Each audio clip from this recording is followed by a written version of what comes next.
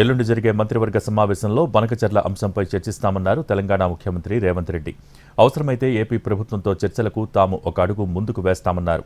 ఆంధ్రప్రదేశ్తో తాము వివాదాలు కోరుకోవటం లేదన్నారు. అదే సమయంలో ఎవరి కోసమో తమ హక్కులను వదులుకోవటానికి సిద్ధంగా లేమన్నారు రేవంత్ రెడ్డి.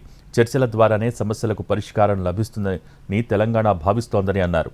రెండు ప్రాంతాల మధ్య విభేదాలు రాకూడదనే కాంగ్రెస్ పార్టీ ప్రత్యేక తెలంగాణ రాష్ట్రాన్ని ఏర్పాటు చేసిందన్నారు రేవంత్ రెడ్డి.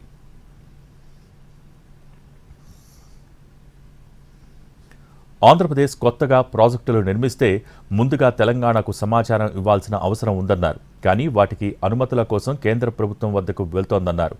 కేంద్రం కూడా ఏపీ నిర్మించనున్న ప్రాజెక్టులపై సమావేశాలు నిర్వహిస్తోందని అన్నారు ఆయన. ఇది తెలంగాణను ఆందోళనకు గురిచేస్తోందని అన్నారు.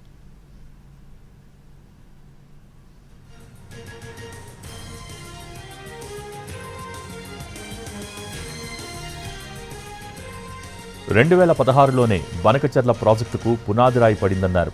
పొడుగ్గా పెరిగినంత మాత్రాన తెలివి ఉందనుకోవటం సరైంది కాదంటూ హరీష్ రావును ఉద్దేశించి వ్యాఖ్యానించారు రేవంత్ రెడ్డి.